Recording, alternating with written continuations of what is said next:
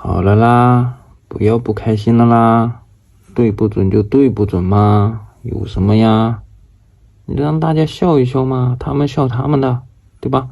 万一哪一天，咱啪嚓一下，是不是？就瞎猫碰见个死耗子就碰上了呢，是不是？别天天愁眉苦脸了啊！虽然咱现在讲技术已经没有用了啊，咱就只能靠缘分，缘分到了，就准了；缘分不到，就白瞎，好吧？其实为父对你已经没抱什么希望了啊，咱就死马当活马医，好吧？爱咋咋地，行不行？就看一个运气，好吧？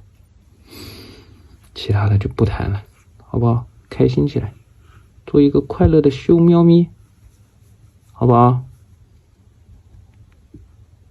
好不好？